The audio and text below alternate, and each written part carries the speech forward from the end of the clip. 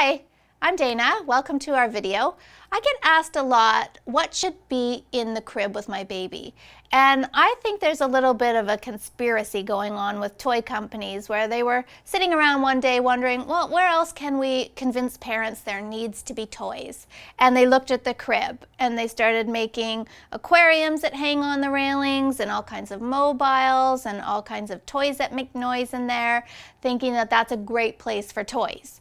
Well, I'm here to tell you that the crib is not a great place for toys. There should be no toys at all in the crib, no mobile, no toys of any kind, because the reason why is because you're trying to send a clear message to a baby's brain and body that when I put you in this specific location, it's for sleep.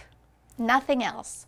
In fact, if you're having any kind of sleep challenges yourself, the first thing I or any other sleep specialist would recommend is that you stop doing any other activities in your bed besides sleep. So you don't watch TV there, you don't read there, you don't do work in bed. You start conditioning your body and your brain to know that when I get into this nice comfy place, it's for sleep and sleep only.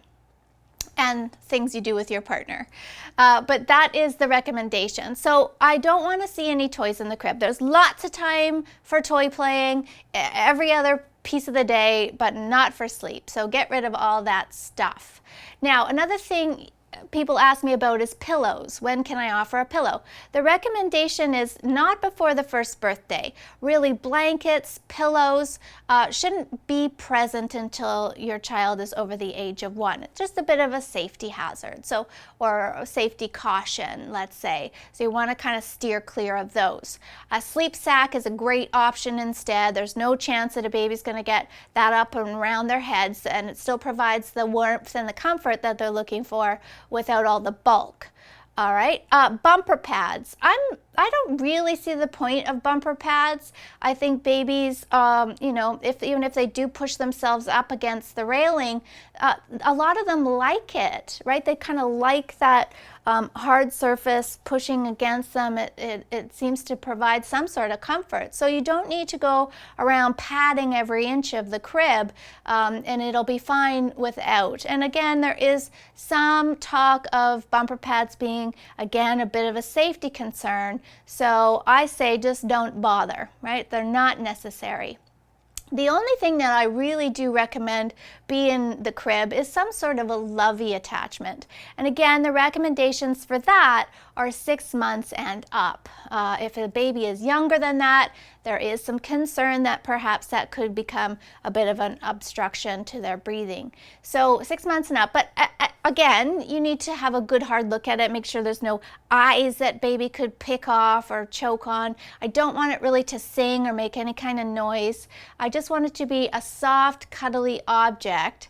I would leave the tags on because a lot of babies love the texture and the feel of a tag, and so you could keep that on, but everything else, just make sure it's safe for your baby. And what most children do is that they form a bit of an attachment to it. Not more than one. I find that if there's more than one lovey in the crib, then they kind of don't really form an attachment to anything, and it just fuels the fire to keep asking for more in the crib. So just one special little sleeping buddy. And for my kids, I left it in the crib. That's where the little lovey lived. And every time my child went for a nap or to bed, they were excited to see their lovey. And it was a really cute little special bond that they have. And you don't have to worry, your child will not be going to college with their lovey. They eventually, get over it and wean off of it themselves independently. So you don't have to worry about that kind of thing.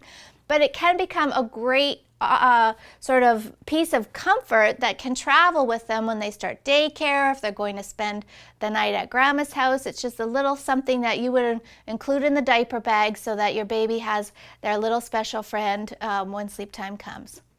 All right, thanks so much for watching today. Sleep well.